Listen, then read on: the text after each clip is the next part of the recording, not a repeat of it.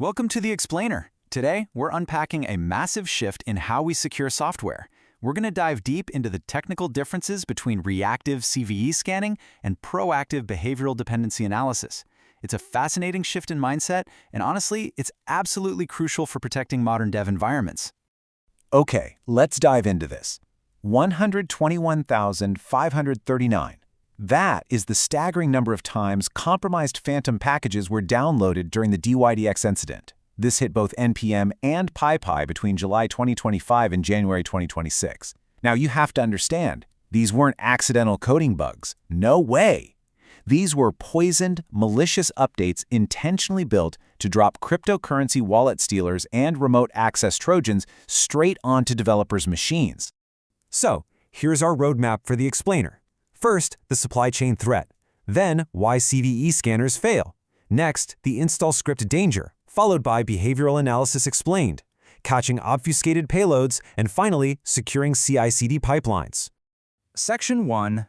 The supply chain threat. You know, sophisticated threat actors are actively moving upstream. They aren't just trying to breach production servers anymore. They're going right for the software supply chain itself, treating developers as the ultimate entry vector. We're seeing threat actors hit registries like NPM and PyPy with really industrialized attack vectors. Think typo squatting, like registering Puppeteer instead of Puppeteer and just waiting for someone to mistype. Then there's dependency confusion, which exploits a build system's habit of preferring public registries over internal ones. Add in aggressive account takeovers, like that massive September 2025 campaign where attackers used adversary-in-the-middle phishing to bypass 2FA and hijack real maintainers. It really proves we're dealing with intentional, scalable malware campaigns here, not just one-off hacks. Moving to Section 2, why CVE scanners fail. Let's look at exactly why the traditional security scanners we all rely on are completely blind to these new threats. It turns out, the root of the problem is something researchers call the velocity paradox. It's a really tough spot. On one hand, updating your dependencies slowly creates this massive mountain of security debt. Actually, it's kind of wild. The median dependency currently trails its latest major version by a staggering 278 days. But on the flip side, if you blindly rely on auto-merges just to update rapidly, you're risking pulling fresh, uncatalogued zero-day malware right into your CI/CD pipelines. A great way to think about the difference is like this. Traditional software composition analysis is basically like looking at a wanted poster. It checks CVD databases, and it's great for spotting known accidental flaws that have already been documented. Behavioral analysis, though, that operates way more like airport security. It actually inspects what the code is doing in real time. It catches intentional bad actors based on their actions, totally independent of any CVD database. Section 3. The install script danger. So how exactly do these bad actors strike? Let's unpack the mechanics of how these zero-day threats execute on a dev machine without raising any alarms. The main culprit here is install time execution. By design, package managers like NPM and pip grant immediate execution privileges.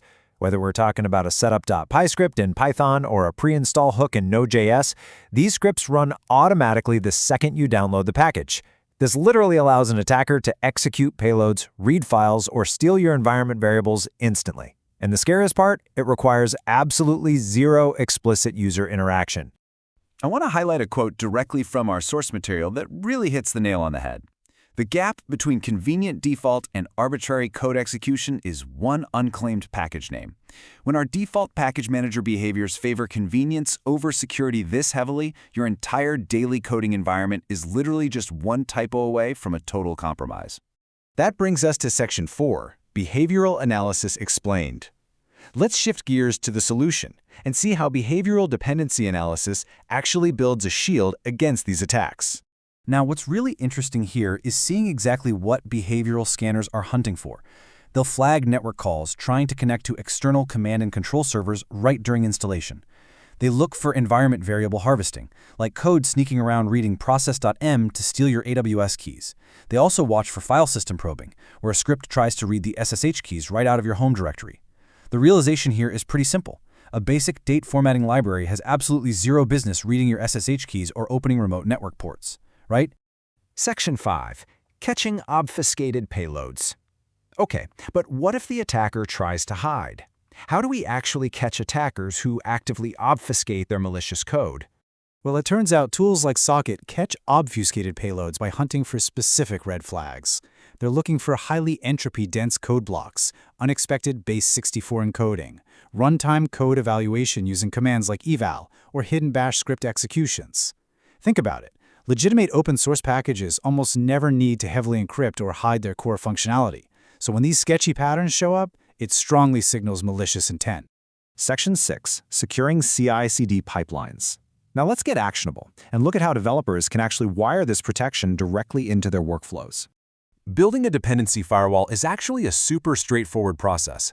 First, you just install the GitHub app, or CLI.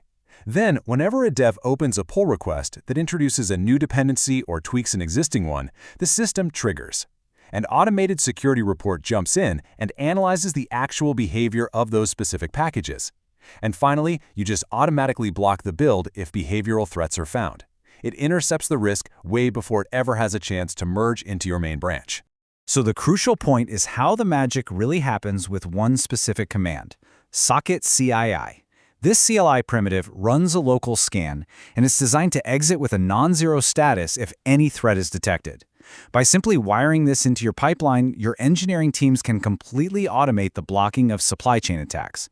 It creates a definitive automated failure gate that literally halts bad code in its tracks. I want to end our explainer with a provocative question for you to chew on. If a zero-day malicious package entered your build today, would your pipeline actually catch it? Or is it only looking at wanted posters for yesterday's vulnerabilities? It is definitely time for us to reevaluate how we manage third-party code and proactively harden our software supply chain. Thanks so much for joining me to explore this today.